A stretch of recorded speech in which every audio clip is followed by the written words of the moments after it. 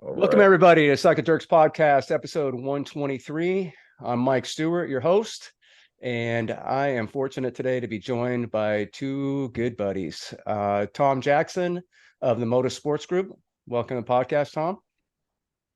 Thank you All for right. having me. Yep. And also recently retired, but former owner of Eden Bicycles, Chris Padavana. Chris originally joined us back on episode 41 when he was still deep in the trenches of bicycle retail, but now he's just sipping Mai Tais and hanging out at the beach. I don't know. Anyway, Chris, welcome to the podcast. I'm not bitter at all. No, thanks for having me. Like, we're definitely I'm glad to be back on. Yeah, right on. Well, Tom, so I don't know about you, but I mean, I would love to join Chris in the retirement ranks at some point, but I don't see it happening anytime soon, man. I'm on the grinder, as they say, and I don't know when I'm going to get off. How about you? I'm definitely right next to you on the wheel, grinding away with Yeah, no end in sight. Chris is a unicorn. I, I know. I don't know how he did it. He got out. He got out. He Well, did. all right. So let's start with you, Tom. When did you like really get into the bicycle? Like as a kid growing up? I mean, when did it kind of hit home with you? Like, hey, this is something really cool. I love this, you know? Yeah, actually, it's a always there's always a funny story. But when I was a kid, as everyone else, I rode my bike for fun around the neighborhood, just wheeling and BMX and things like that. And then when I got to high school, I turned to a ball sports guy. Football is my thing, Yeah. and I was doing really well there. And then in school, and I think I was 16, so I was probably in ninth, 10th grade. I got into a little battle with actually a friend of mine. It wasn't even like a real fight, but the teachers, they all freaked out and they're like, we got to separate these guys. And since they got their parents involved, my grandfather, who was still riding bikes, but he raced bikes previously. He ran track and he raced bikes. He was like, "You're coming with me for the summer. That's it. We got Oh, to get you out of this neighborhood." And then I rode bikes when I was. He bought me a bike, a Lotus, and I oh, rode every day all summer. And initially, of course, I was like, "This is terrible. Why would you do this?" Blah blah blah. But it was like soldier style. You get up, you ride, and you take a shower, and you go ride in the afternoon. And after probably 2 or 3 weeks of that, I was into it. I loved it. He had a whole group of buddies that he rode with in Philly down on the drive, East and West River Drive. Now they have different names, Kelly Drive and things like that. And that's how I started my full for real cycling lifestyle. And I did that through college, and then I got a job as a trek rep out of college. So he's if it wasn't for that, I'd be playing football. I wouldn't even have really been riding bikes at all. wow. Yeah. And so that was in Philly, and you were in high school still, or was it between Yeah, high I school? was in high Yeah, school okay. still. Yeah, I was in high school. So then for the last 2 years of high school, I kept riding. And then when I went to college, I met a guy at a bike shop. Of course, as soon as I got to Penn State, I went to the local bike shop, and guy Anthony D'Angelo, who had New Age Bicycle Shop, he took me under his wing as well, and we just kept it rolling from there. Yeah, man. Nice. Yeah. So Penn Yeah, State, huh? 86. What's that? Yeah, Penn State. Yes, yes, sir. We Man. lost, but that's okay. Yeah, I didn't know about Trek. Both you and Chris with the Trek ties, man. Whatever. Yeah. Yeah, So I spent yeah. some time in State College back when I was Oh working yeah, for Cannondale. Yeah. Yeah. oh yeah. So Steve Wow. Gooch. they sent me to this thing they called it the Gooch Institute. It was Yes, Steve sir. Gooch. Do you know Steve Gooch? Oh yeah, oh yeah. Rest in peace. Steve Gooch was the Yeah, man. he was a good one, Yes, man. yes, sir. Yeah. He So was. He was. so Chris, Gooch was like a long tenured Cannondale rep, and I had just started. There was like there were three of us. It was Glenn Harston from Florida, Dave Manchester from Baltimore, and myself. And we went to Gooch's house and we got trained up on all things Cannondale. We went to I forget the name of the shop, dang it. But we went to a shop and watched Gooch do a clinic with one The of his bicycle retailers. shop, right? Yeah, it was right there Yeah, in the his little bicycle shop on College state Avenue. college. Yeah, and we had a good I don't know, maybe I think it was like 3 days, but yeah, it's pretty cool. State College is a rad college town. Lots Oh of yeah. lots of Oh, nice. nightlife. Yeah. Oh yeah. Yeah. Yeah. Cannondale was I mean, back in that era, that was an amazing time to watch Cannondale kind of evolve and become, you know, it was like the American made frame. And Oh yeah. that Yeah. was a pretty powerful time. The sales meetings were wild. They were I'm watching this show on Netflix called Super Pumped. It's like the story of Uber. And like it's got the Travis, the guy that started Uber, and he's doing these talks, and he's just like, you know, rah rah, and all this applause and this crazy. That was Cannondale, and at the Yeah. time, Joe Montgomery still owned it, and this guy Dan Alloway was the you know, CEO and kind of like the driver of the bus, and Joe was more like the fixture head, you know, but man, those meetings were just wild. Just a lot of energy, high energy, Lots of Kool-Aid. performative, very performative. That's what I was looking for. You know, yeah, and lots of Kool-Aid. We had as the rookies. So Glenn, Dave, and myself as rookies, we had to sing a song. We had to write a song and sing it in front of the entire company. Yeah. Yeah, it was pretty humiliating. But we did it to the YMCA, you know, the village people. The YMCA, we call Oh yeah. because internally they call Cannondale the Big C. There was some, not all the time, but some people would call it the Big C. So we had this whole thing about it's fun to work at the BIGC. It's fun to work at the, you know, it was unbelievable. And yeah, There's no video. thank God. Right. Thank God. No. Yeah. But Well, back then it would have been a big shoulder camera. Oh yeah. yeah. Yeah.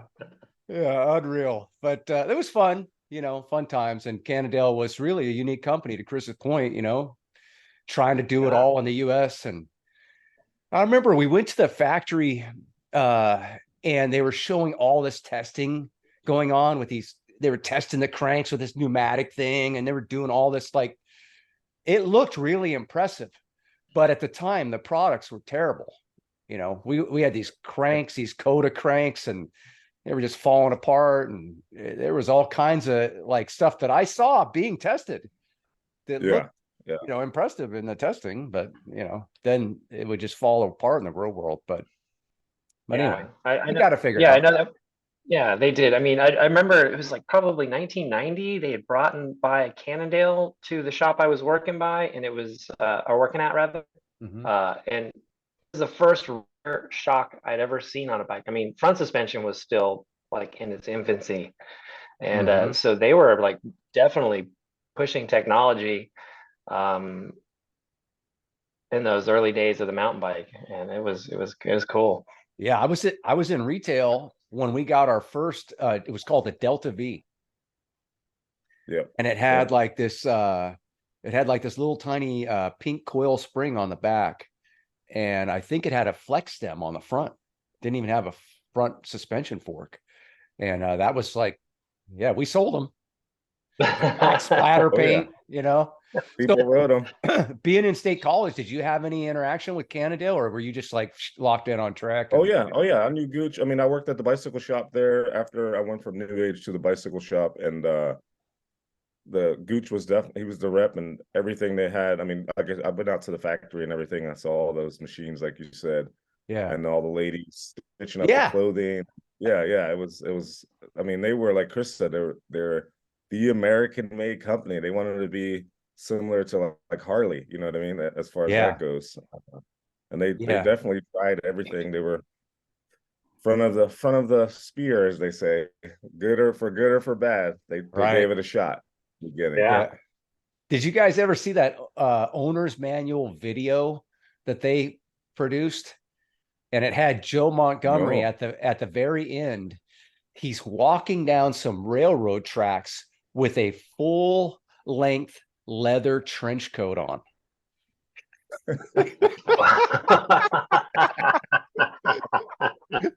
It was very Clint Eastwood kind of vibe, you Yeah. know? And then he Yeah. said some catchphrase at the end, but it was just like, what is going on here? It came off a little bit like the Emperor has no pants at the back in the Oh, day, you man. know. I can't imagine like a regular customer getting this video. It's all about your bike, and then all of a sudden there's just some old man walking down these railroad tracks with a trench coat on. It's like, what Can is you going on imagine? here? Yeah, but it was fun, you know. That was a fun time, and I left right at the time.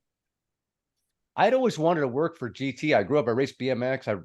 You know, and I raced for GT. I wanted to work for GT, and I was working for Cannondale, and the rep here, he called me and said he just retired, and he put me in for it. And yeah, that was a big move for me. But so back growing up in Philly, when did what brought you to California? Repping for Lightspeed. Lightspeed, Okay. my Trek days were over, and then the guys at Lightspeed were they were looking for a rep in San Francisco, and it was actually, it's actually a similarly funny story, because they were like, hey, we have a position in San Francisco, and I said, I was a Philly, Pennsylvania kid Yeah. through and through, and I'm like, California, I'm not going to California. I don't know what you're talking about. And they're like, hey, go out for a week, check it out, go see some shops, we'll pay for it, and then if you don't want to, that's fine. No bad feelings.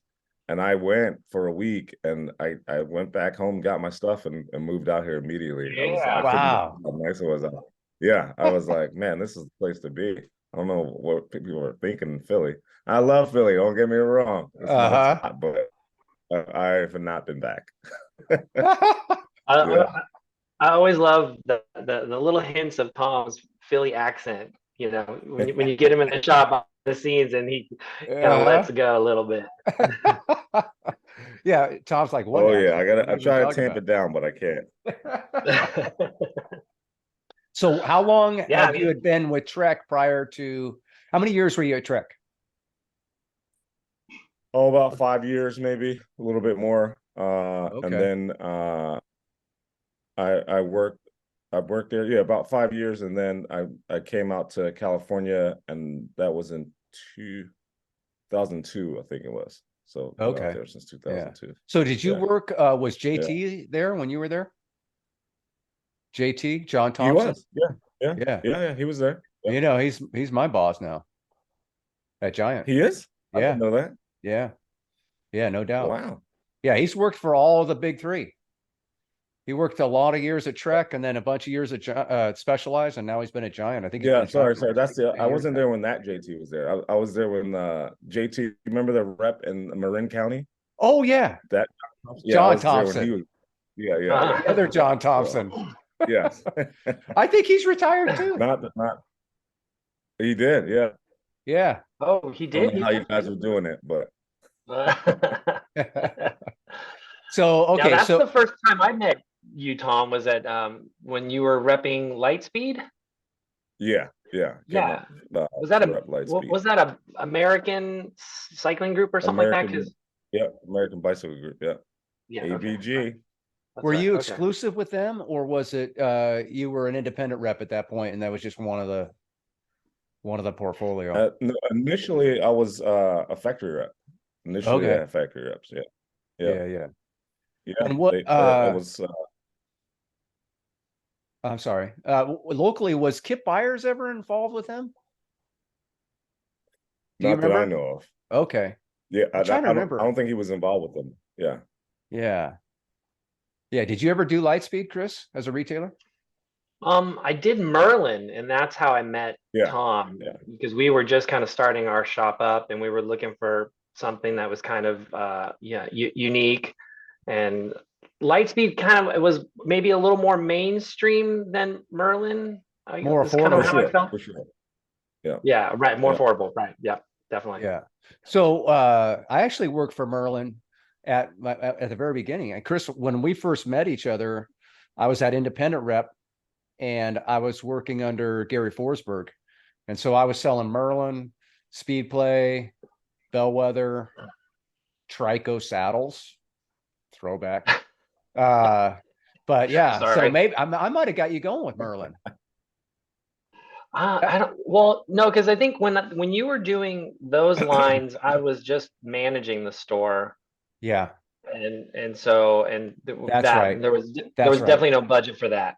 Right. Right. Yeah, yeah. So okay, so back to Tom, Lightspeed. How many years did you rep them? Oh, probably 4 years or so. Yeah, probably 4 years or so. I would say, or maybe a little bit more, but around that window.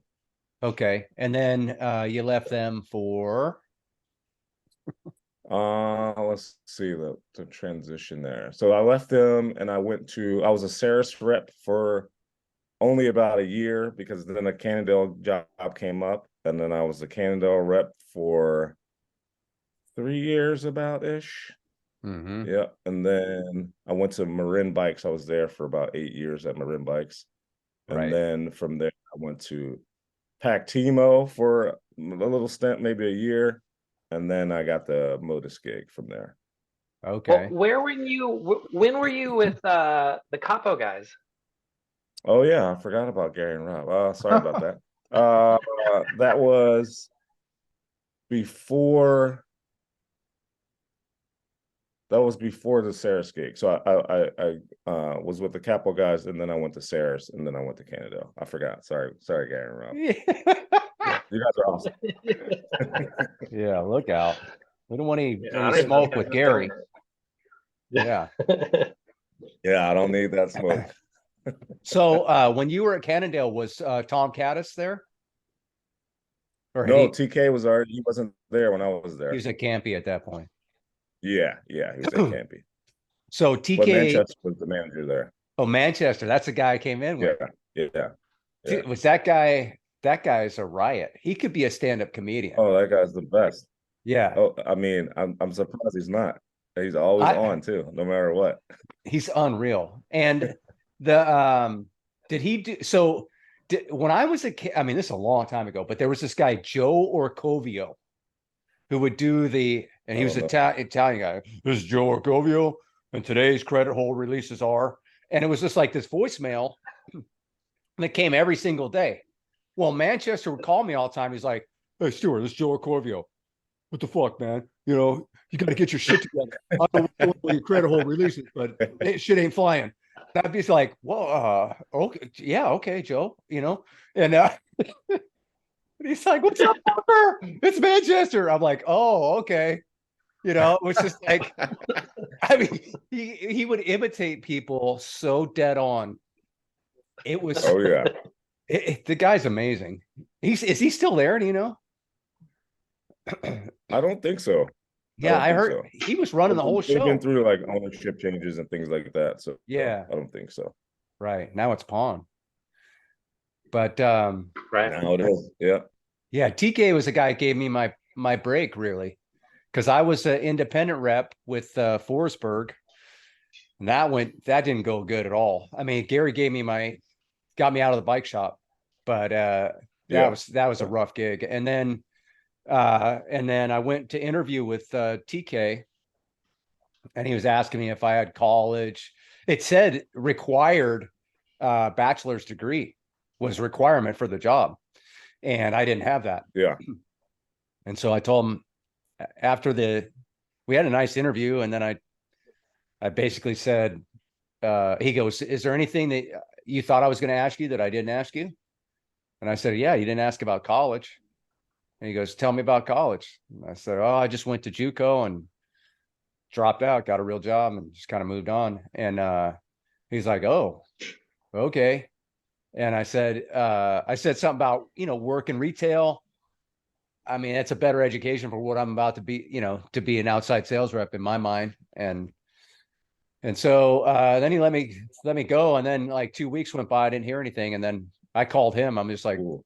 did you hire somebody? I haven't heard back from you. You said you're gonna get back to me. And he's like, oh, thanks for following up. Yeah, no, sorry, I've been traveling. And then he had me meet him again and gave me the job. But I really didn't think I was gonna Nice. get it. But TK is a good. Do you know TK, Chris? I mean, I No, don't know. no. I don't know how you would, but he was the national sales manager at Campy USA for a while. But really, I Yeah. think he was just more like uh he did a lot of events. I think he was more like an ambassador of sorts because Campy USA, I mean, I don't know how much managing there is to do. Right. That's what I was thinking too. Yeah. That's a big role. Yeah. Other than working on that helpline. Yeah, with all their wacky stuff. Yeah, but okay, well, Yeah. They don't have reps or anything, right? yeah, not as far as I know. I've never seen a Yeah. campy rep before. Yeah, yeah. So okay, so now with Modus, how long you been with them? Yeah. 5 years. Okay, Yeah.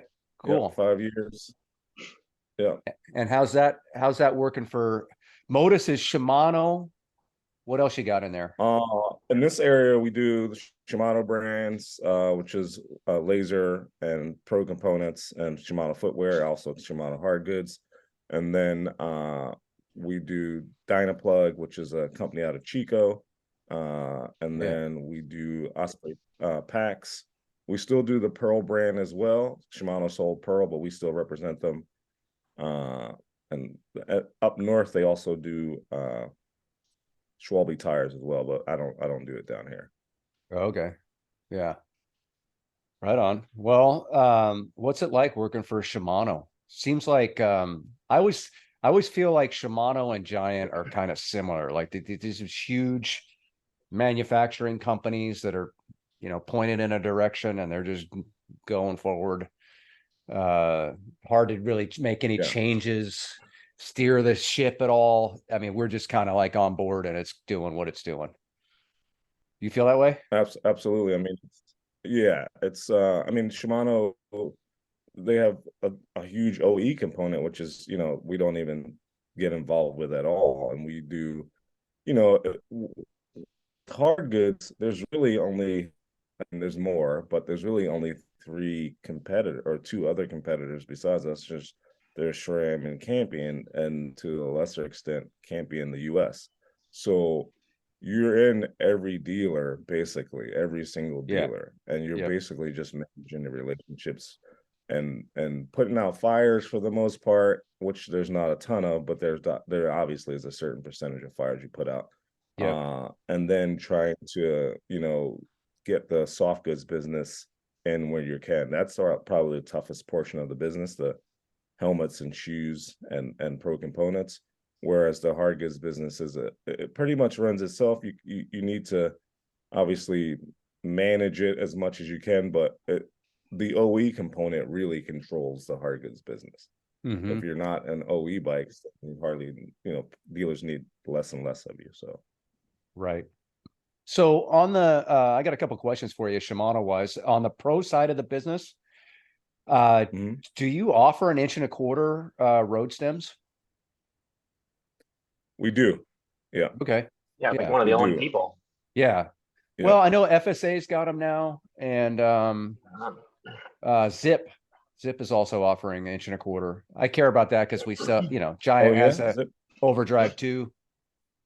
Yeah. It's 1.25 on our TCRs, some of our older Defies and whatnot, 1.25. So yeah, that's always kind Yeah, of an we have issue that. for potential buyers. And I know I've seen Shimano Pro online, but I haven't seen it really in shops in an 1.25 size. Yeah, that definitely is something you probably wouldn't see walk into a shop and find that there.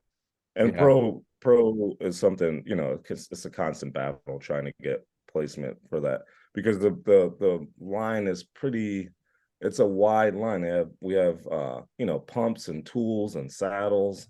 Oh. So you get your cockpit parts, or you get your tools and those are like different battles for different brands. You know what I mean? We're fighting saddle companies on one hand, we're fighting the cockpit brands on another hand, and then Yeah. the tools are like the folding tools and things like that. That's like a commodities business at this point.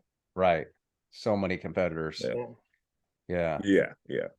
Yeah, I always liked the pro lineup that Shimano had. I always just felt like it was not represented, not from you, but like it wasn't marketed well enough where there was people that knew about it, because I always felt like there was good value in the pro Yeah. product. Yeah. I've been riding those handlebars for like over a decade. It's like that's the only handlebar I'll ride with. Oh, we got to get that sorted out, Chris. What does he know? He's riding a Trek right now. I mean, completely lost at this point. Yeah. Isn't it a He's giant? Isn't it retired. a He's giant? like, Right? I'll just retire. He's just roll it out there in the world. Yeah. No, I agree. I agree with you, Chris. I've always had a thing for the pro stuff. I just think it's really cool stuff. And it is, Right. Guys are always looking for that something unique to put on their bike. And it's kind of Yeah. ironic that Shimano Pro, it's from Shimano, but putting on pro equipment on a top level build is somewhat unique because everybody's doing this or that, where the pro stuff's super nice, good value to Chris's point, and there's not a lot of it out there, unfortunately, in the marketplace. So yeah, And check it you'll out, find everybody. mostly you'll find it in bike fitters. Mm-hmm. Bike fitters stock a lot of pro Right. components, Mm-hmm. but Yep. at the retail level, it's a little bit tricky. Yeah. So when you were at Marin, I'm sorry, go. but when you were at Marin, I didn't realize you were the national. Yeah, I was national sales manager. Yeah. Yeah. Wow. I didn't know that either. Yeah, for the last three years, 3 years ish, that I was there, national sales manager. Mm-hmm. Okay. Yeah, pretty Well, good gig. A lot of airplane time, you know. Never. yeah. That's a tough. People think it's great. They're like, oh, you get to fly around everywhere. I'm like, No, man. it's awesome. I think. Yeah. Yeah, Giant tried to make me a regional manager at one point, and the position, when you read the job description, it was like, yeah, no, I'm not doing that because I got to fly all over the place. Said I'd be home 1 to 2 days a week, and the rest of the time I'd just be flying. All over, which is, I mean, it would be cool. To me, I feel like, I don't know if you feel this way, Tom, but doing what we do, it's an amazing education, right? So you get to, like, you have these big players like Mike's Bikes that are just like this huge organization. And then you've got these smaller shops that are boutiques. And then you've got everything kind of in between. And some people do closeout. Some people, like, they call it pilot high and let it fly. Other people are more specialists.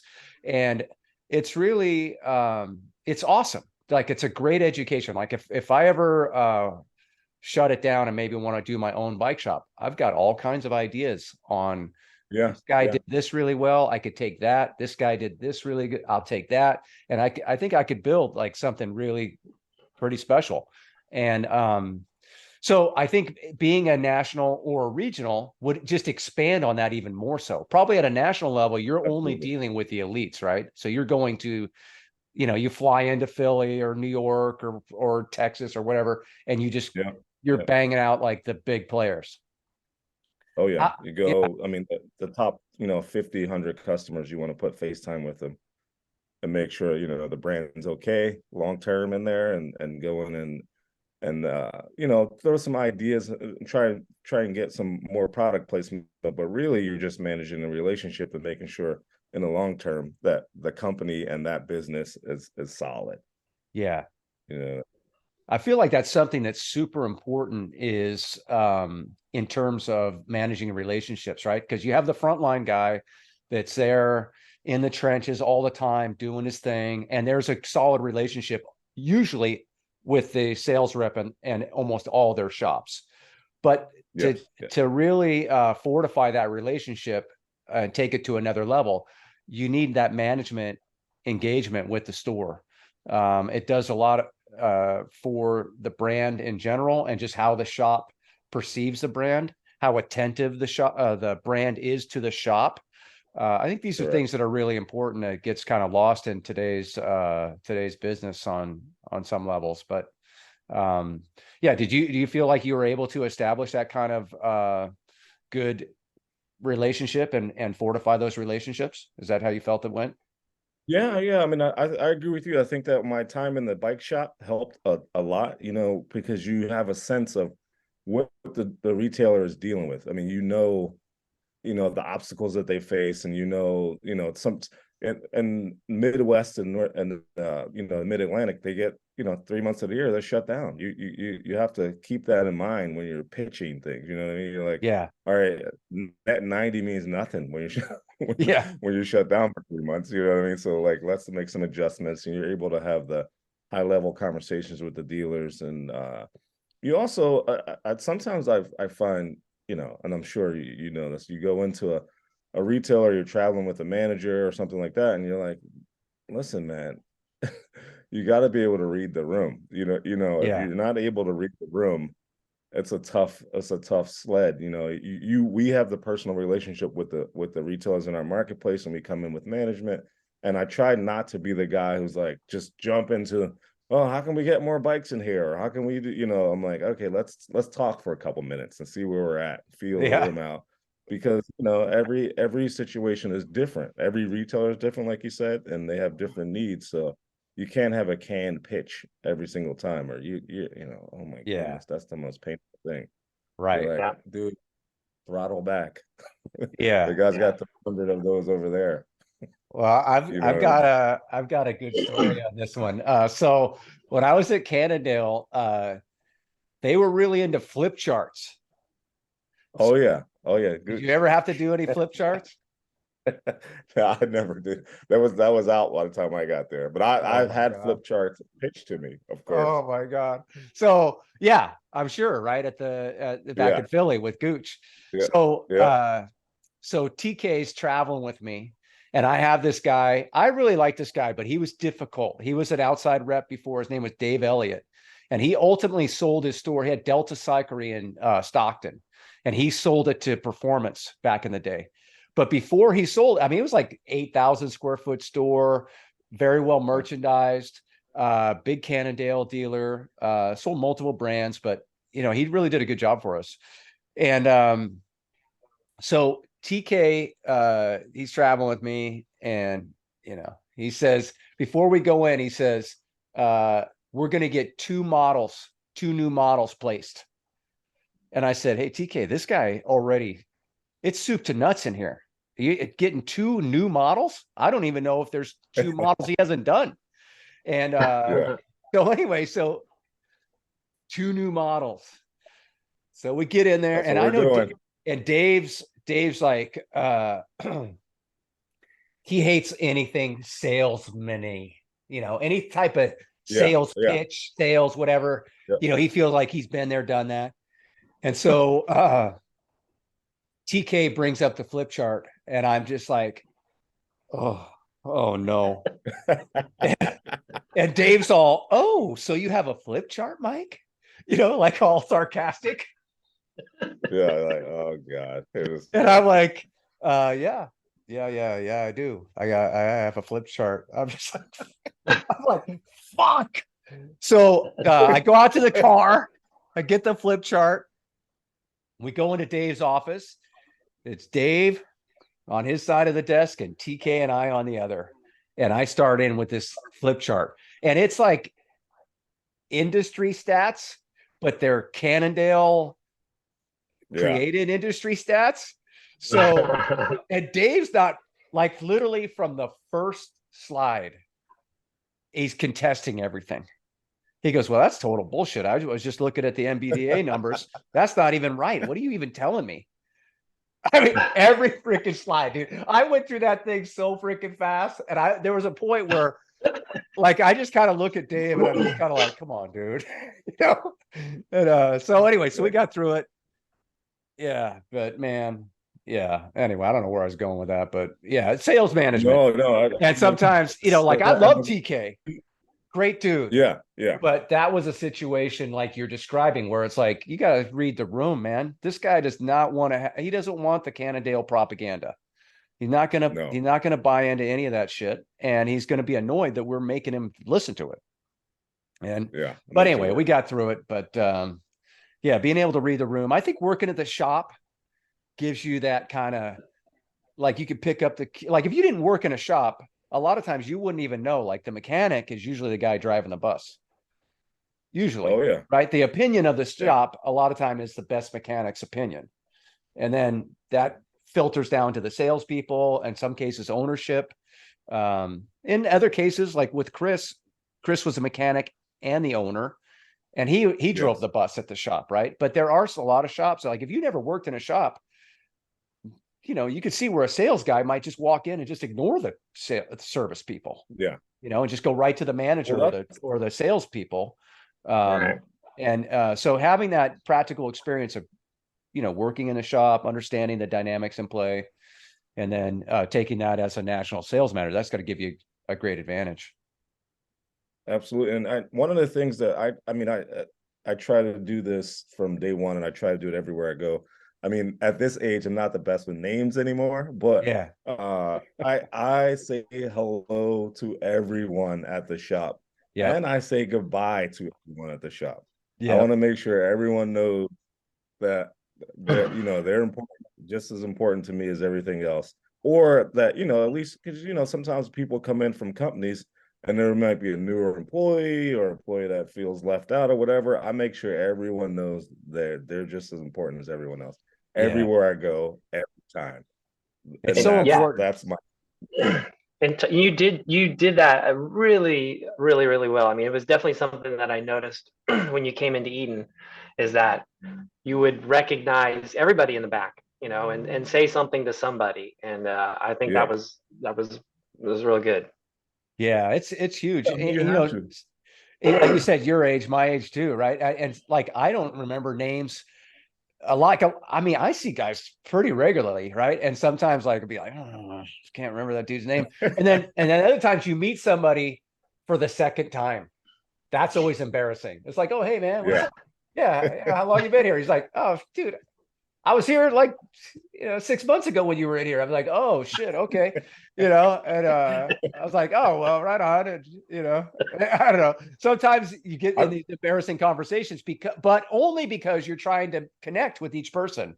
Like a lot yes, of yeah. guys would just, maybe just kind of run their way into writing an order or whatever. But it's all those little things that really matter. I think also with a brand like Marin, I mean, no offense, but Marin's not the A brand, right? Like, you got to work a Correct. little Correct. harder at Marin to kind of make it Definitely. happen, right? Yeah. So that's probably a good experience too, to throw in your your, I don't know, your overall work experience, just having to try to present and compete with these brands that have an advantage, whether it be marketing or product or pricing or margin or whatever it is, and you're trying Yep. to kind of figure out a pathway to still be relevant. um yeah, how challenging was that?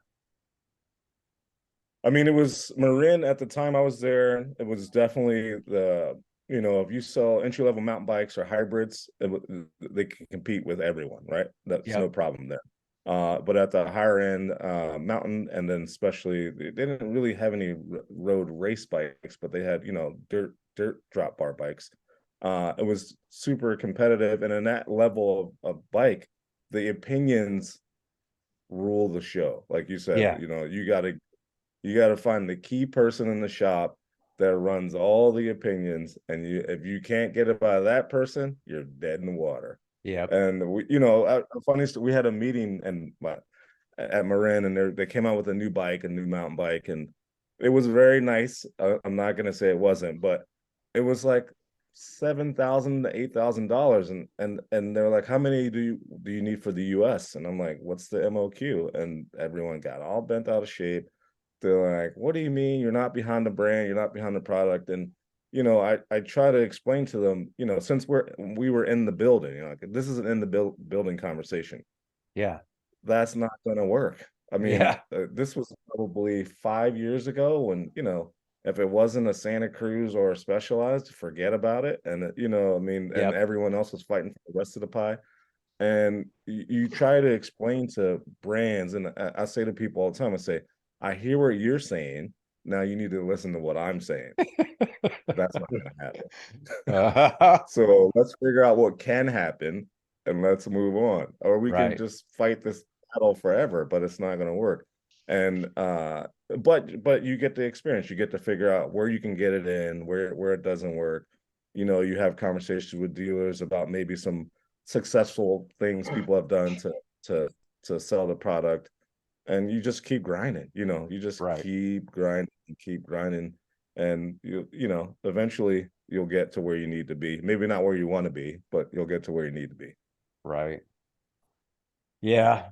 I mean, I think every brand struggles with that, you know. I mean, a Giant, I feel, you know, we have like a wide range. We've got the little push pre-bikes, you know, and then we go all the way to, you know, Tour de France level race machines and $14,000 e-bikes, you know, and it's like it's exciting. Like when you work for the company, at least this is my kind of position on it. Like I love that stuff. Like when it comes, I'm excited to see it. And when it comes, it's like, oh man, this is so good. But, and I can't wait to ride it personally. But it's Yeah, like when the conversation turns to like, well, how many of these are we going to sell? And it's like, yeah, you know, let me yeah, see. yeah. $12,000 road bike. You know, I don't know. I could maybe sell 5 or 6 in my whole territory, you know, and that's something I Yeah. love and I'm super excited about it. But there's just, you know, there's a little bit of And you have the territory for it. You have I yeah, mean, the Bay Area is where, I mean, that's where those bikes are sold. yeah. But the reality, there's like a disconnect. You know, I think that, Yes. you know, product always, you know, they're babies. They work on these things for a year and a half, 2 years in some cases, or if there's a new frame platform, you know, they've got a lot invested. They're very intimate with that product.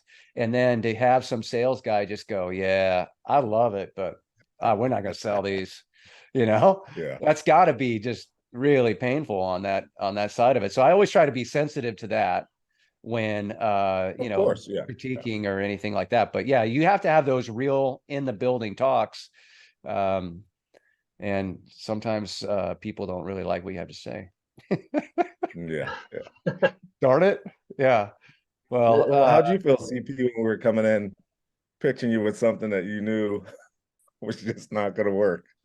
Oh man, you know, it's kind of like you want to give your rep the respect to like, let me go, you go through your spiel and kind of tell me all the stuff, but I already know this is not going to happen here, you know, because you get a sense of your demographics and kind of what your clientele wants, and you know, is it worth the risk of buying, you know, one particular model for a maybe, you know, and right. just Yeah. you know, you can't afford that risk sometimes, but It is yeah, it was interesting. always really, Yeah, go ahead. I'm sorry. Cut you off. I Go. was just really, it's always very, you know, like, okay, go ahead, tell me what you want to tell me. All right, that's all good. Yep. Mhm. That's a hard no. Yeah. Well, and Chris always, for me, as a Giant rep, Chris always did a great job at his shop of there's like a balance, right? He's got to have the Pinarellos or the whatever. Earlier days it was Orbeas, but he would also have our premium stuff, and he would have success with our premium stuff. And so I would use that in my territory, be like, look, you know, because a lot of it, to your point, Tom, you know, it's like getting the guy on board, whoever the guy is, got to get them on board. And, you know, I had Chris on board, I felt like, and Chris was able to sell our product, go toe to toe with Pinarello.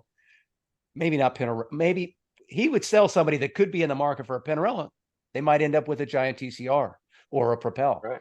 And but most shops are not willing to take that on, right? The path of Yeah. least resistance is very appealing, right? And so yeah, it's always challenging trying to get those high-end products placed against these brands that's all they do is high end. So there's a little bit more cachet with them and whatnot. But yeah, it's tough. I guess now at Modus though, you don't really have to worry about that stuff.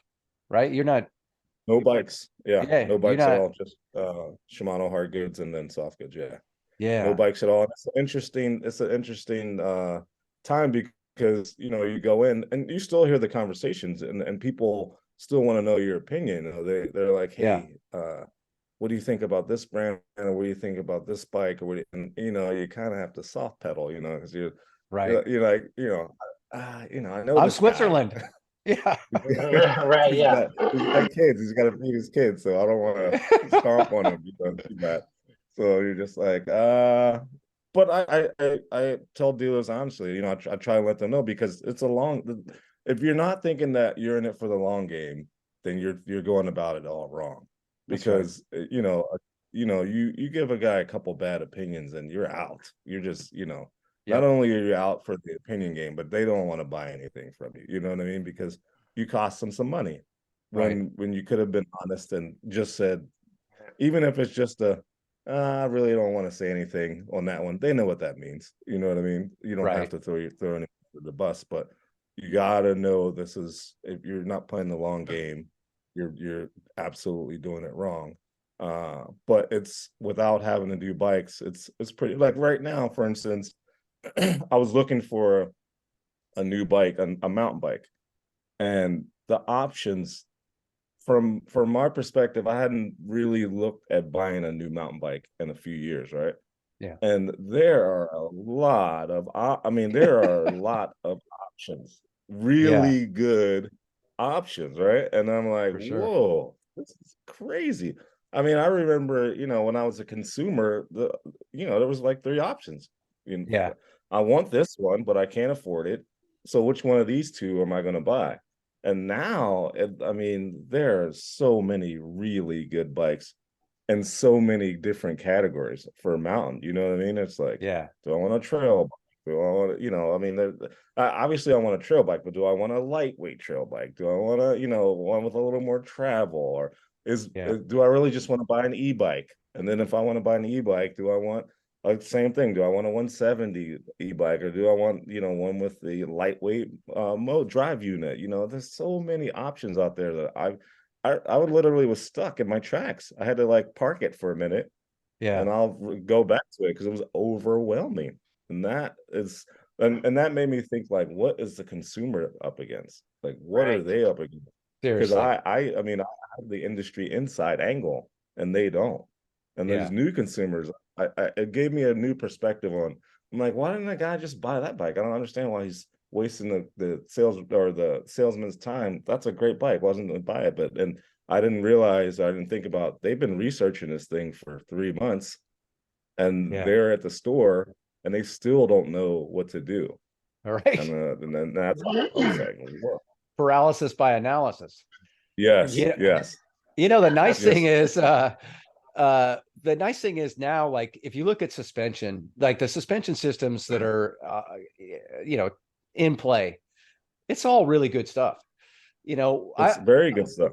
One of my buddies does a podcast. It's called the Vintage Downhill Podcast, and he just started doing it. And he had Dave Turner on from Turner Bikes. He's had Jeff Yeah, Stever on from Intense, and Brent Foes. And when you think back those early full suspension bikes, like the '90s, where it was so different, everything, like you could really make a mistake and end up yes, with something that's just a turd.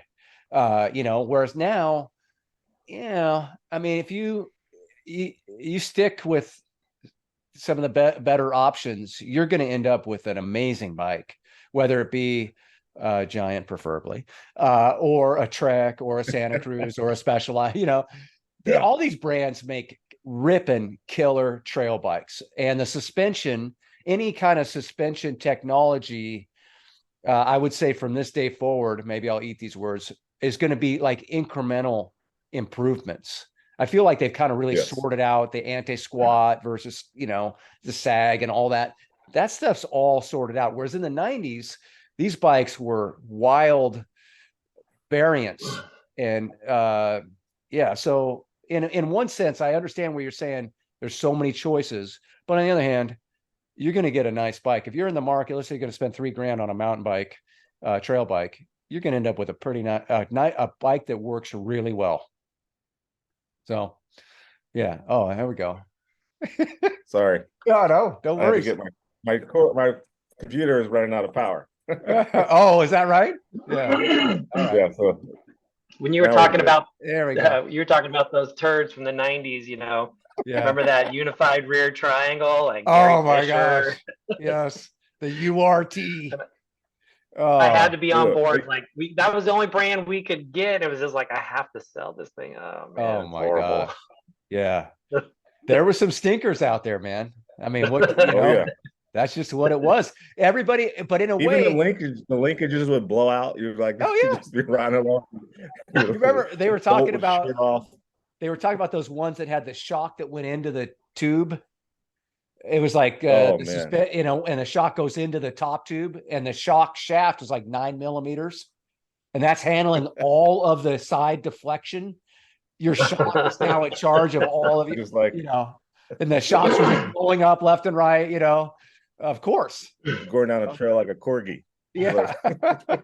Right. Yeah. But it was really, I remember those days going to like the trade show. It was really fun because you would see Yeah. like all this wild shit. And it's just like, wow, look at this. This is something totally different, Oh yeah, you would walk the floor just to see it. You're like, right. Let's go over this section. Yeah, you're like, Yeah. what is that?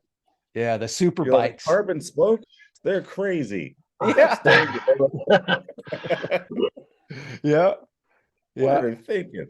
Yeah. I remember we sold at our shop, we sold Mountain Cycle. And that had like a Firestone airbag as a rear shock. Like Nice. like later I put airbags on cars, to like lower them and whatnot. And it was kind of the same thing, only just like a mini version of it. Yeah. Yeah. There's some wild stuff back in the day, man. It was a fun time to be in the industry, but man, you felt for some of those customers and spend like $3,000 or $4,000 back in the day and end up with a bike that was just kind of like a lemon. Yeah. Yeah. So yeah, we've come a long way since then. You're going to do fine with whatever trail bike you end up with, Tom. But let me just say, yeah, you got a friend over here at Giant that would love to take care of you. So just keep that in mind. We'll lock it in. But keep me off the hamster wheel. Just take me off the hamster wheel. Yeah, just don't buy a Marin, whatever you do. No, I'm just kidding. Dude, yes. Yeah. So when I was at the shop in State College, I was the GM there, and we had Bridgestone, and I got this Bridgestone MB Zip. It was like hard to get, full hardtail bike, Mavic components, everything, and I got that thing. I got it all built up, and I was super excited. And I'd gone home for the weekend, like it was like a college break. I went home for the weekend, and a buddy of mine who was the mechanic who actually built it up, he took it out for a ride when I wasn't there, and I got back, and I'm like, hey, where's my bike? And he's like, good news and bad news. He's like, the good news is I figured out a problem for you. And I was like, what? And he's like, the bad news is the whole, like the down tube just crumpled in. He hit like a divot in the trail, and the fork was so strong compared to the lightweight frame that it crushed the down tube. I was like, it buckled at the head tube and at the bottom bracket shell. But that's what we bought. That's how it was back then. You just rolling the dice when you bought. That's right. Was this bike Tusk? The color, was it Tusk? Do you remember? Like an off-white, like a cream white? Dude, I had that same bike. And it had this it had a Mavic mountain bike crank on it. And the chain rings were so close to the crank arm that they had a front derailleur from Sun Tour. It was like two different derailleurs that they spliced together to make it work with this crank. But I mean, I'm little. I was riding the smallest size, 140 pounds or whatever. And that crank would flex so much that the crank arm would hit the front derailleur cage. I could never get it. Yeah. And then I crumpled the down tube too with the stock fork. Same thing. Crown fork. Yep. It was, the thing is, it was like, it was, everyone would like mix and match tech. Like no one built a bike from start to finish, right? It was Yeah. like, all right, I have a frame. All right, I'm gonna Yep. grab this Ritchie fork. This is the best fork. Like you didn't even test to see if that fork was good with that frame. You just knew Yep. that was a great fork. This is a great frame. These are great wheels. You put and you're like, get out there, and you're like, oh, that didn't work. That was probably not. Last week we had Charlie Kelly on from from the early days of mountain biking. And he was talking about Yeah. how they would build up these old 30s and 40s Schwinn and Excelsior beach cruisers into mountain bikes. And then, ultimately that was like the first mountain bike. Joe Breeze created a mountain bike from these designs that was chromoly and that was the first mountain bike. And but it was very much that same thing, and here we go, fast forward all these years later. It's kind of the same thing where guys are just like, well, let me put this on here, let me pull that, I could put this part here and this and that. And you'd like to think that I know a Giant, and I know Cannondale had all this testing, right? But did it work? Yes. you Yeah. know Right. but I know at Giant we do a ton of testing, and there's definitely levels of sophistication. We're going back quite a few years with that MB Zip. That's probably what, 1988 or something, 89, probably like in I that think era. mine was an 89. Yeah. Yeah. Right. Yeah. Yeah. It was a cool bike. I think mine weighed like 20 pounds. Yeah. Pretty I amazing. mean, it was the bike at the time. It was the Yeah. bike to have. Yes. Oh yeah. Yep. But Yeah. you know what? Those were cool. The guy I worked with, Jeff Hopkins, who you guys know, maybe I Yeah. don't know, Jeff, but Yeah. Hopkins was working with me. He bought the MB1, and the MB Zip was a TIG welded. It had no lugs. It was like the lightest. It was the Yeah. Ritchie Logic, whatever, the lightest Ritchie tubing and all this stuff. Everything was light, and it was like the Halo bike. He bought the step down, the MB1, which was a lugged bike, and it had all Shimano components on it. And that bike was way better than the MB Zip. That bike didn't break, and all the components worked really well. And while I'm fighting with this front derailleur and this crank arm thing, and those cranks, those Mavic cranks, they just creaked like till the cows came home. And he's riding the Shimano Dior, like first gen Dior XT, or maybe it was just Dior. And those cranks were just like rock solid, no creaking, front derailleur working, his frame never broke. Yeah. He'd let me know about it all the time too. Yeah, it was cheaper and it was better. But okay, Yeah, yeah, go ahead. What do you got, Chris? Let's say that. In part, some of that still holds up, I think, right? It's like maybe the highest end stuff is just maybe a little bit more on the fragile side if you're not, good with your equipment. Like Ultegra is just like your workhorse component group, and that's right. Those things still happen. Just go forever. All right. Speaking of workhorse components, to put you on the spot here, Shimano rep.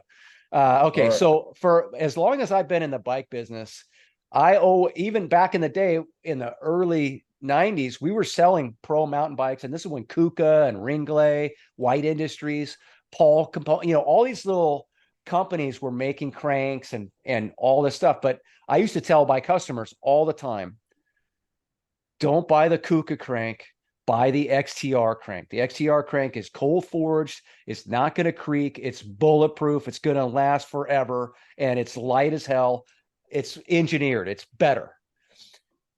So fast forward now, it's ironic that there's this huge crank recall as part of Shimano right now.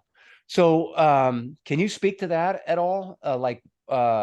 How's that going? What does somebody do if they have one of these cranks? And is there an easy way to identify the problem cranks? So there's two streets to go down. So one is, and the easiest way, obviously, is always to take it into a local bike shop, right? Yep. The bike shops we have some training online through S-Tech that the shops take in order to diagnose and recognize if the crank is under the recall. First of all, there's a batch of dates that are listed on just about everywhere you can find.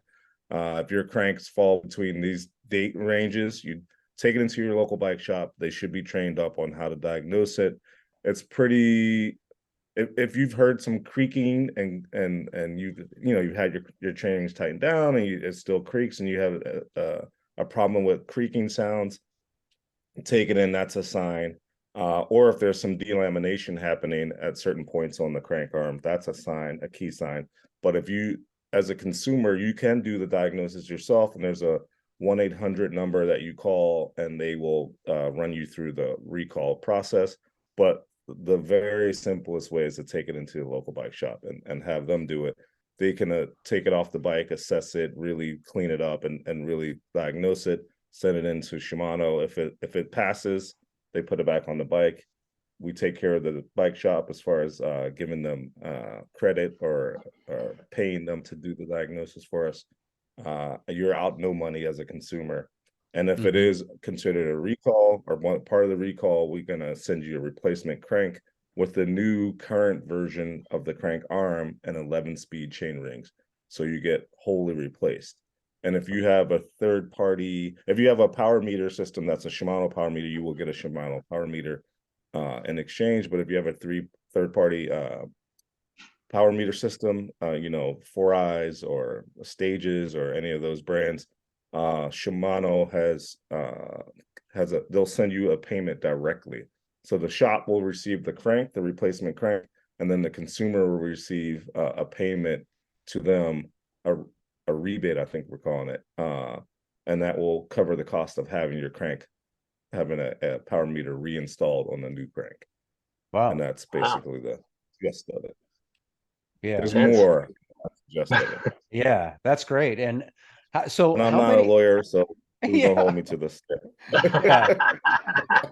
But I have to say, I was very surprised to see that, because I remember SRAM, obviously SRAM does these carbon cranks, and everybody loves carbon. And Yep. I remember I was at Whistler one time when the XO group came out, and I have a friend, Elodie. She works for Shimano. You may know her, Elodie Yes. Brown. Yeah. Yeah. She's rad, awesome gal. But She's awesome. so Yeah. Elodie and I were hanging out, and there was an engineer from Shimano that was there. And so I was talking to him about cranks and my take on kind of what I just told you about in the 90s. And then I said, but why doesn't Shimano make a carbon crank? And the guy gave me this whole thing about how it doesn't make sense. There's a strength to weight ratio, and we're not going to compromise our standards to just put carbon into the marketplace when we know it's not as durable, it's not as strong, or whatever. It's got more deflection. It's hard to build to build a crank out of carbon and make it as strong and durable as our product. And based on all my lifelong experience in the bike business, I took that as gold, because Yes. that was my experience too. So it is kind of ironic all these years later that it's like, oh shit, Shimano has a crank recall. Yeah. They've been the gold standard. And I agree, and it's definitely a stain on the history or the record of the company. But as I tell people all the time, Shimano's been in business for over 100 years. Yes. They've made a ton. There's 800,000 cranks roughly in the US that could be part of this recall, not counting the ones on the other side, this side of it. So the amount of product and the marketplace and the longevity and the history of the making quality products, this is not where we want to be 100%, but hopefully you can understand that everyone has a situation every once in a while. Oh, for sure. This has been a limited company, so yeah, it's amazing when you think about all the Shimano product over all the years. And it's an incredible track record of quality, top level componentry at every price point. And yes. yeah, it is really unusual. And how they're handling it is outstanding too. So yeah, I didn't want to throw shade on Shimano by any stretch. No, happy to answer it. And again, Shimano is and I give it to people straight. I don't sugarcoat anything. Yeah. If I thought it was something that didn't, like I said, it's a stain on the record, but I stand behind Shimano 100%. Oh, yeah. The company's is rock solid. So I don't pretend any for any person at all. But Shimano's rock solid. You can definitely believe Yeah. that. And I know Chris, Very you well ride. said. Yeah, absolutely. And I know Chris, you've had a lot of Dura-Ace Di2 builds over the years. You inspired my first Di2 build because you were so into it, and I knew you really knew your stuff, and I was just kind of getting into road bikes at that point. I was just like, damn, I'm gonna build a Di2 bike too, and the Di2 stuff's amazing. Shimano's just it's an incredible company with great legacy, Yeah. killer product. Yeah. Yeah. I mean, Shimano's always been super rock solid. Even when I first started riding, I mean, the first pro bike I ever purchased for myself was all Shimano Dura-Ace, and the guys in the shop were just like dead set on getting me on Campy, and I would try. I'm just like, this doesn't feel good. Shimano is so positive, and the way it clicks and breaks, and oh man, it's like, yeah, Can we it's just nothing compared. Campy, for me, it's such a weird thing, right? Yes, it's Italian, but it's like beyond that. I mean, the stuff they do a nice job, maybe it's polished a little bit more or whatever, but man, at the end of the day, it's got to shift. It's just got to Yeah. shift, and it's got to Kind of stop. a keep We had a team where we keep all it. had Delta brakes back in the day. Oh Delta yeah. brakes. And I'm 5'8" on a good day. I got little hands. These Delta brakes coming down Diablo in the rain. Are you kidding me? This Oh was man, yeah, that's tough. ridiculous. And everybody's like, oh, you got the Delta brakes. Oh, the Delta brakes. It's like, these things are hot garbage. They look nice. They look nice. That's the best thing you can say about them. And They But you definitely look good. yeah, Yeah. it's more important to look good than to feel good, right? But damn, it's pretty important to Gotta remember that stop. one. Yeah, but yeah, That's Campy lost secondary, me. Mike. Yeah, Campy lost me long ago, and I don't know that I'll ever get back to it. Even though I am kind of falling into that demographic now, right? Like at a certain age, guys buy titanium and Campy. That's never going to be me, I'm afraid. Yeah. Yeah. All right. Well, listen, Tom, it's great having you on, man. I've had a lot of respect for you. You've done a lot of things in the bike business over the years, and yeah, it's been a lot of fun sharing the same territory with you and getting to know you a little bit. And before we let you get out of here, and Chris, you're good too, but Yeah.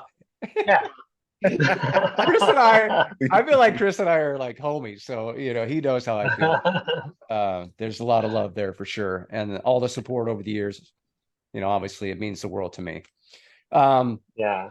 Tommy, before we get you out of here, so I recently saw you at one of my favorite band show in San Francisco, The Roots, and Yes. so I was just kind of like walking along. I was just like, what?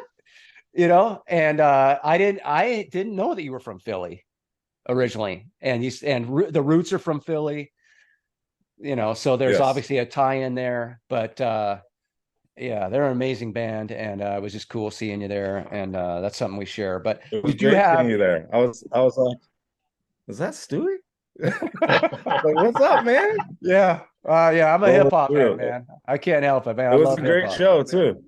Great show. Yeah. Anybody Yes. out there, Yeah. if you want to go see a great live hip hop act, go Yes. see The Roots. It's Yes. unlike anything you'll ever see. So, okay, so I do have this little pop culture thing. We spent a lot of time talking about bikes, but I'm going to run this by you. Just kind of, there's no wrong answer here. Just kind of, this going to let us Okay. kind of get to know you on a little different level. All right, hip hop or rock and roll? Hip hop. Hip hop. Country or blues? Blues. All right. Stones or Beatles? Beatles. All right. AC/DC or U2? AC/DC, baby. Angus, come on, baby. They're both amazing, right? Yeah. I've been on this weird YouTube bender lately. So, with all the riding I do, I just sometimes I'll just put on a band and listen. And Yeah. our Chris, our mutual friend Franzi, he's a huge U2 guy. Do you know Mike Franzi, Tom? I don't. I He don't owns think so. Fullerton Bikes down in LA. Fullerton Oh no, Bikes, I don't know. OC Bikes, and he's got an electric bike shop too. But he's a Good character. park. Yeah, he's been on the podcast, but he's a huge U2 guy. So he's always posting this U2 stuff. So one morning I'm like riding, I'm looking at something, and I'm just like, oh shit, okay, let me try some U2 to this. And I realized, like, hey, I really like U2. And I don't know. Anyway, but AC/DC, I mean, are you You know kidding what? me? I haven't listened to a lot of YouTube, so I gotta. I remember again from my high school football days. Yeah. AC/DC, man. I mean, Oh, you want to get the locker room fired up? it's visceral, man. Yes. You can't We went out control there it. ready to tear some heads off. Uh-huh. That's right. You can't control it. Yeah. But U2 does a collab on the song One with Mary J. Blige. It's freaking Oh amazing. yeah, Yeah. Good stuff. I'll check it out. All right. Kid Rock or Kid Cudi? I'm gonna go with Kid Rock on that one. Yeah. Yes. All Yes. right. Chris and I actually went and saw Kid Rock together. And I Yes. drank, Oh, I nice. drank way too much, but I didn't drink as much as Stevie. Stevie drank No. way too much. But Chris and I had a conversation. Someone on had the way to drive home, you. and I don't even remember. That's how bad I was. But yeah, Kid Rock, he's a unique artist for sure. Okay. Bruno Mars or Taylor Swift? Ooh, I'm gonna go with Taylor Swift only because she's dating, Kelsey, and Kelsey's brother is the Eagles player. So Wait a I'd go minute, with Kelsey that. And she's an brothers Eagles what? fan. Kelsey She's an brothers Eagles what? fan, and she's dating one of the Kelsey Oh, brothers. Yeah, yeah, there we go. All right, got it. yeah. All right, rom-com or action? Action, Okay, Die Hard or Action Shawshank? Jackson. Come on, what's that? Die Hard or Shawshank? Oh, Shawshank. I love Die Hard. Don't get me wrong, but Shawshank. Uh-huh. I was gonna say Yeah, you I just gotta go didn't, with Shawshank. yeah, contradicted yourself there. But Shawshank's one of Yeah. those ones where I mean, like it's my favorite movie of all time. That's why it's on this Oh list. yeah, I've watched it like 30 times, and every single time I'm Yeah. like Yeah. glued to the screen. It doesn't I matter. will. Like I could come in with like 30 minutes left and I'll watch the end, or whatever. It Yeah. doesn't matter. You can pick it up anywhere. All right.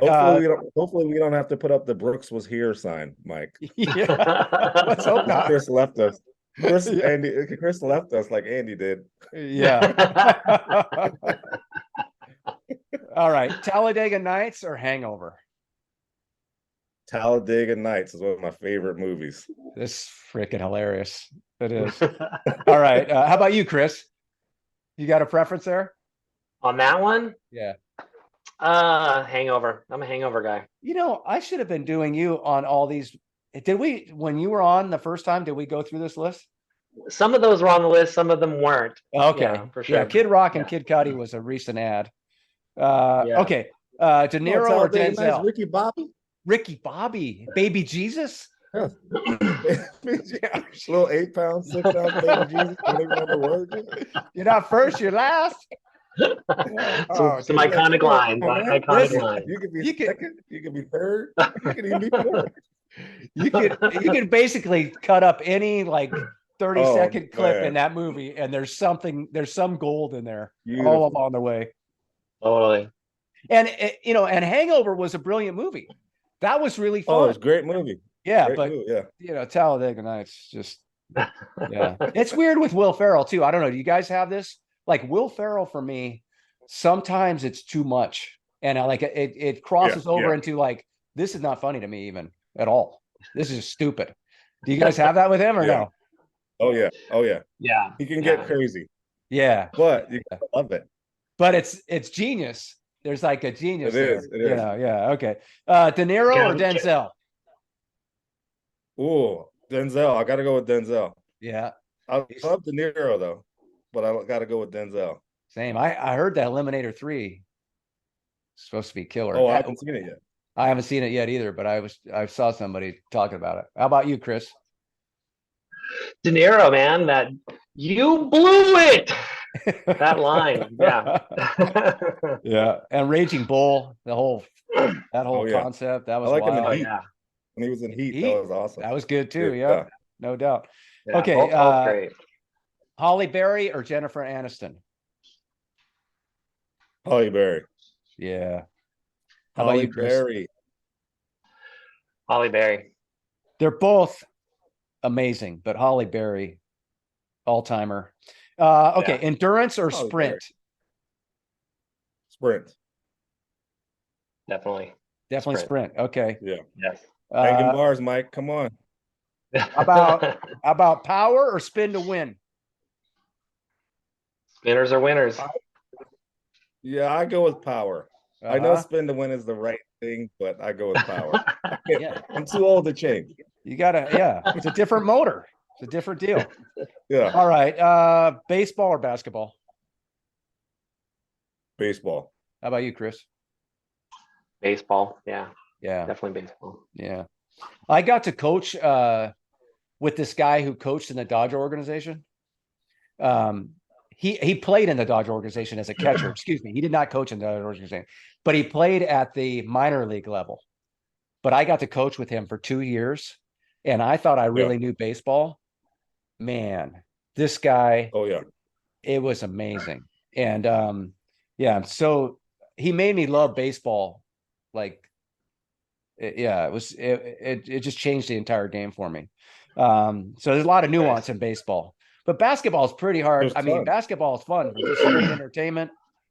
Baseball can be a little boring. I love basketball, but baseball, like you said, baseball is people don't understand how hard baseball is. I mean, they think like, because kids play basketball too, but I mean, hitting that ball, Oh a man. round ball with a round, like a tube bat, is pretty hard to hit. I mean, people just don't realize how hard it is.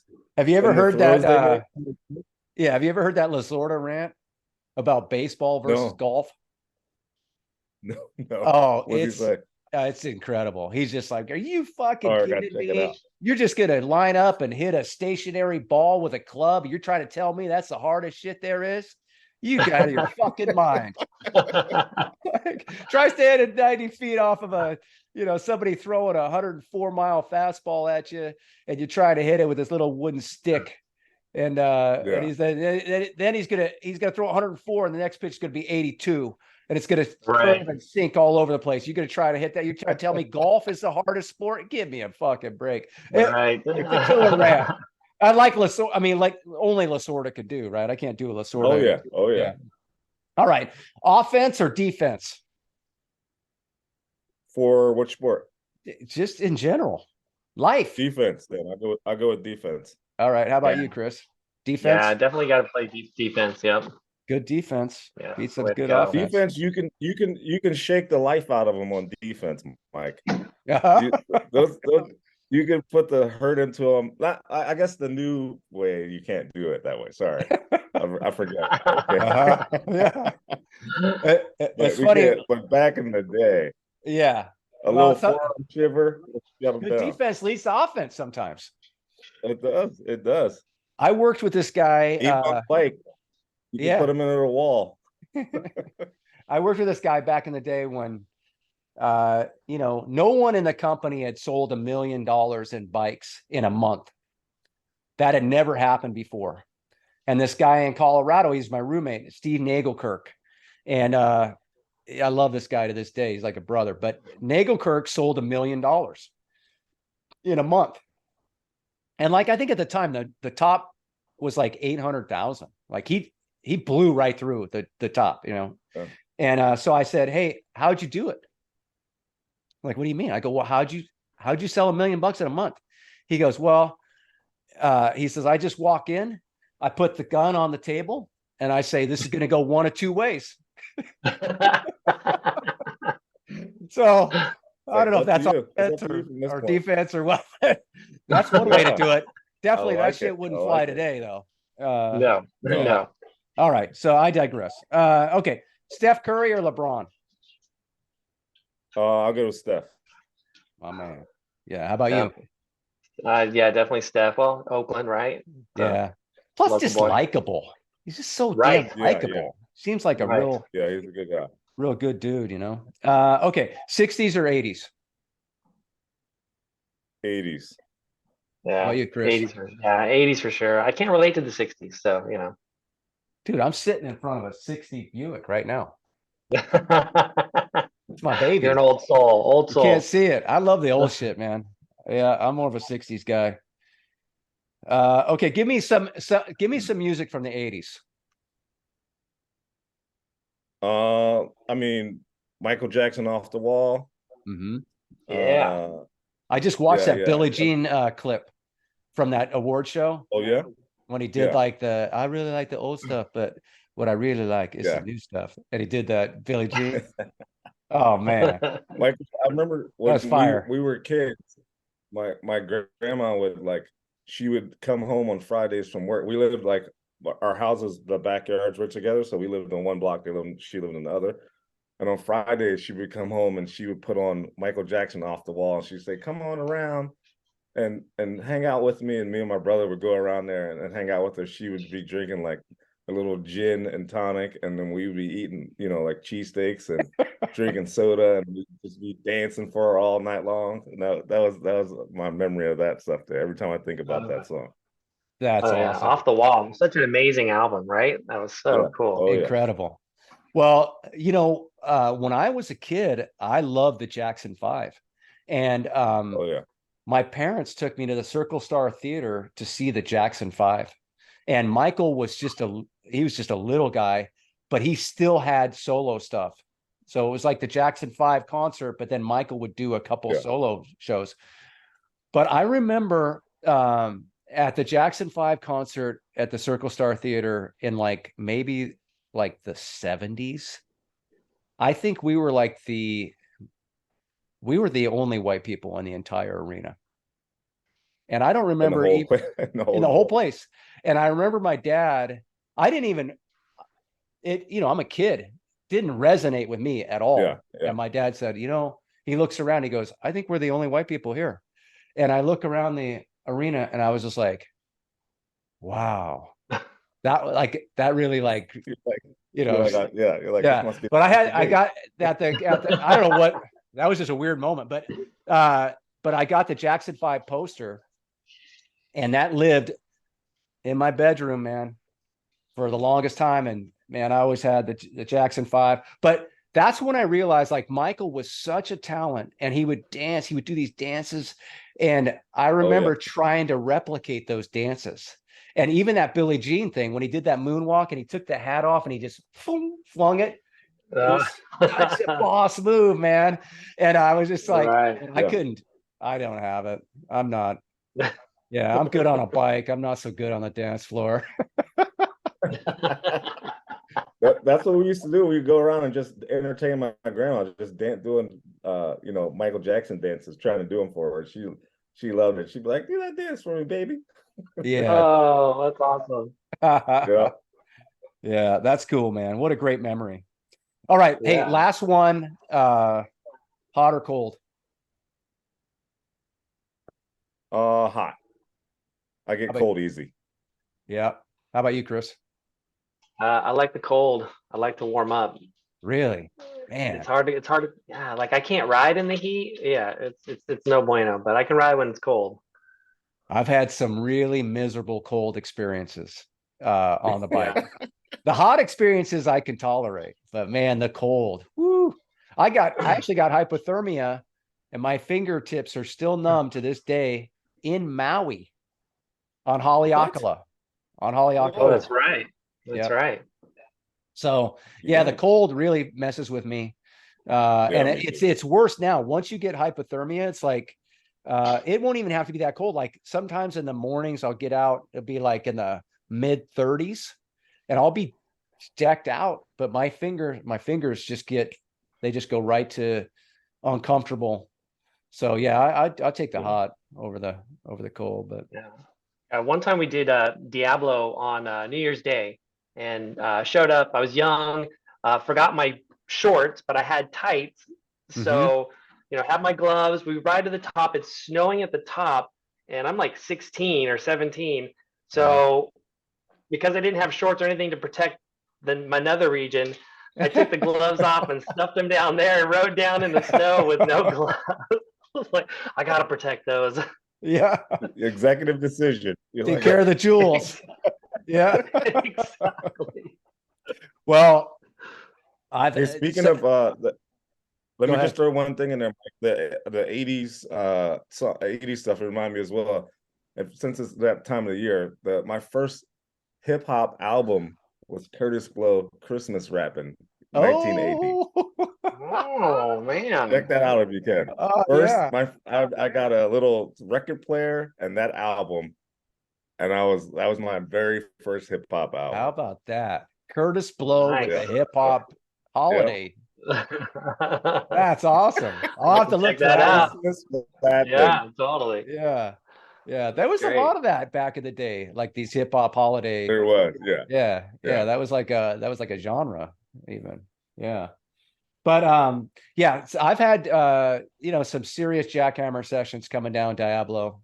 Even when you think you've got the stuff, you just get so wet, and then by the time you turn around, you start bombing down, man. Woo, it could get cold. Yeah. Yeah. Yeah. When we Brutal. were Bo, the guy I started the podcast with, this guy Bo Grant, we went and did a few weeks over in Europe. And we did Paso de Stelvio, and we were on that road for a very long time. And by the time we get to the top, it was snowing. And I took Bo into this cafe, and we got him some hot chocolate and whatnot to get him to warm up a little bit. And he was in worse shape than I was. And we see this stack of papers in this cafe. They're just kind of sitting on this shelf. And Bo says to the guy, he says, "Hey, what are those papers for?" And the guy says, "Oh, those are for you. You cyclists. You brave the cold. The paper's for you." So, and I had always taken like a newspaper and put it just flat on my chest, Yeah. under my, Yeah. and that was what I did. Bo told me, wad the paper up into little balls. So we took one piece and wadded up, and we did this. Totally different. Like, it was way warmer. Really? Yeah. So I came down Stelvio. I bombed the whole thing. Not even cold at all. Wow. And, yeah, it was pretty crazy. So yeah, if you ever get stuck and you're freezing cold and there's some paper, wad it up into balls, stick it under your jacket. All right. Andy Hampton style right there. Yeah. Yeah. Yeah. I'm the worst. You guys will be like, I'll be like, just leave me. I'm not gonna make it. Once I get cold, it's bad. It's very bad. I know. It's cold messes with you. Cold feet, cold hands. My feet are cold right now. I'm getting grumpy. All right. Well, listen, Tom and Chris, both of you guys, I appreciate you joining me today on the podcast. It's been a lot of fun working with you and around you guys all these years, and I respect you, both of you, and appreciate you all very much. And with that, I think we're going to wrap it up. You guys have any parting shots? I've loved working with you guys. You guys are some of the best reps that are out there. So keep up the good fight, and hope we cross paths in the industry again one day. Whoa. Yeah. Little foreshadowing maybe for the retired guy. I like that. I like that. Uh-huh. Oh, yeah. You guys are good. So. Yeah. Well, I better be the We're first good one enough you to call. know when we hear a little hint when we hear it. Yeah. Thanks for having me on, Mike. I really appreciate it, bro. I mean, you're again, I'm sorry for being late, but again, I'm glad to be here for you because you're always there for me, man. And awesome. Keep up the good work, and anywhere I can help you out, let me know. Yeah, beautiful. We may need to help us out. So that's right. All right, that's going to wrap it up for Cycle Jerks Podcast, episode 123. Thank you all for listening. If you like what we do, feel free to give us a 5-star review. If you want to subscribe and follow, you can Cycle Jerks podcast.buzzsprout.com and hit the subscribe button. And we appreciate you all for listening. Until next time, thanks everybody. bye-bye.